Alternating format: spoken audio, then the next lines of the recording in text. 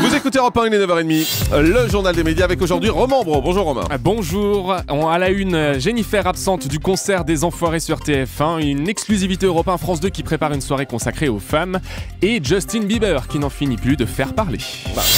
Et ça fera plaisir à Nicolas Canteloup. On commence donc avec l'émission On n'est pas couché de Laurent Ruquier qui sera en direct pendant 2 semaines. Samedi et samedi prochain, comme le rappelle Télé 2 semaines, un moyen pour Laurent Ruquier de s'adapter et de tout caler en ce moment avec son emploi du temps très chargé. Il reprendra les enregistrements d'On n'est pas couché le jeudi soir pendant la période des JO, période pendant laquelle par ailleurs l'émission pour tous laissera la place aux compétitions sportives.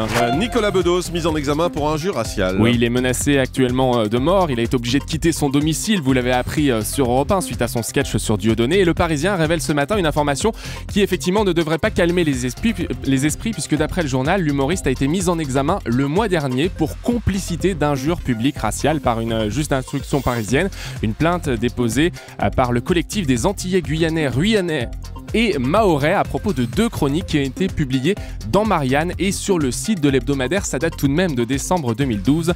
En cause notamment l'emploi de l'expression « enculé de nègre » à la fin d'un article qui était intitulé « Indolence insulaire ». Valérie Trierweiler désavoue son avocate qui a parlé dans la presse sans y en avoir parlé à elle. Oui, information que vous avez sans doute entendue ce matin sur Europe 1. Valérie Trierweiler a réagi aux propos de sa propre avocate dans le Figaro, maître Frédéric Giffard, qui explique que Valérie Trierweiler veut s'en sortir dignement et qu'avec François Hollande, ils réfléchissent ensemble à une clarification de la situation. Réaction de Valérie Trierweiler qui a contacté Europe 1. Je découvre tous les jours des soi-disant proches qui parlent en mon nom. Elle a parlé sans savoir et sans être mandatée. Elle n'est plus mon conseil, a fait savoir Valérie Trierweiler. De son côté, le directeur de cabinet de la première dame, Patrice Biancone, a expliqué qu'il était la seule personne habilitée à parler au nom de Valérie Trierweiler. Dieudonné accorde une première interview depuis l'éclatement de l'affaire Dieudonné justement et apporte son soutien à Anelka. Oui, interview face caméra, alors non pas en France, Jean-Marc, mais à Sky News, c'est un média britannique, c'est sa première prise de parole. Depuis le début de l'affaire, l'humoriste apporte notamment son soutien après la quenelle réalisée récemment sur un terrain de foot par le footballeur, un geste qui a fortement déplu à la fédération anglaise. Dieudonné lui apporte donc son soutien. Je le considère comme un frère en humanité et c'est quelqu'un de très courageux et pour qui nous avons beaucoup de respect et d'admiration. Fin de citation. C'est une information exclusive Europe 1. France 2 prépare une soirée entièrement consacrée aux femmes. Une femme, un artiste, c'est le titre de cette soirée spéciale produite par Degel Prod, la société de production de Daniela Lombroso. L'occasion pour France 2 de mettre en avant la gente féminine à l'honneur le 8 mars pour la journée de la femme. Plusieurs artistes et évidemment majoritairement des femmes ont été sollicités. Une soirée qui coïncide avec la sortie d'un album chanté pour celle au profit du SAMU social. À la présentation, pas de certitude pour le moment, mais il est fort probable que les visages féminins de la chaîne soient sollicités, y compris peut-être celui de Daniela Lombroso. Et puis hier soir, c'était la fin qui a cartonné d'ailleurs de Julie Lescaut. Oui, 101e et dernier épisode sur TF1, 22 ans tout de même de bons et loyaux services pour le commissaire Lescaut incarné par Véronique Jeunesse. Alors bouchez-vous les oreilles si vous n'avez pas vu la fin hier, mais comment s'est terminée la série ? Eh bien, je vous l'explique ce matin.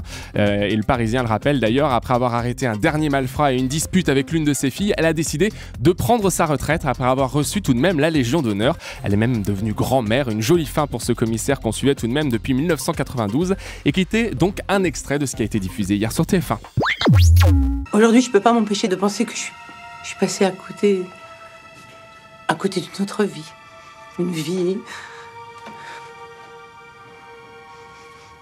où j'aurais pas négligé ce que j'aime. Ma famille. Une vie où je les aurais pas mis en danger non plus. Pardon. Alors, je vais profiter que vous soyez tous là pour vous dire que ma décision est prise. Voilà, j'arrête. Soyez pas triste, hein, je le suis pas, même si ça en a pas l'air. Hein. C'est pas de la tristesse. Non, sincèrement, je crois que je suis arrivée au bout de tout ce que je peux donner à ce métier. Et que c'est le temps pour les autres de prendre la relève. Voilà, et vous étiez plus de 7 300 000 à regarder cette fin de Julie Lescaut hier, et c'est un événement puisque ça fait plus de 20 ans qu'elle était à la télé.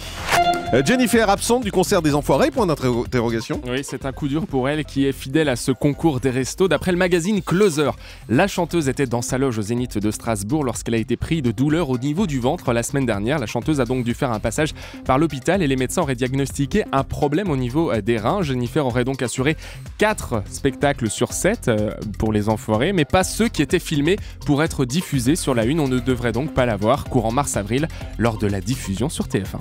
Allez, on termine avec le chiffre du jour. 19 ans, c'est l'âge de Justin Bieber qui n'en finit plus de faire parler de lui. Il a été arrêté à bord d'une Lamborghini pour conduite sous l'emprise de drogue et d'alcool hier à Miami. On lui reproche d'avoir pratiqué une course sauvage, un rodéo dans les rues avec un rappeur. Justin Bieber a été placé en garde à vue au commissariat de Miami. L'information a été largement relayée par les médias américains hier. À la télé, on a pu suivre l'affaire, y compris sur les réseaux sociaux. Le rapport d'interpellation a même été publié. Sa photo d'identité judiciaire, ce qu'on appelle là-bas le mugshot, a été publiée où on le voit avec les yeux tout rouges, ses petits boutons d'ado sur le front et habillé en prisonnier. Et surtout un grand sourire, on a l'impression qu'il pose sourire, oui. pour une photo de presse en fait. C'est peut-être d'ailleurs la prochaine affiche de son spectacle, hein, qui sait. Il a été transféré dans une prison de la ville, puis déféré devant un juge qui a fixé sa caution à $2500, ce qui représente 1 900 €. Il a été depuis remis en liberté. Merci beaucoup. Le grand direct des médias, Jean-Marc Morandini.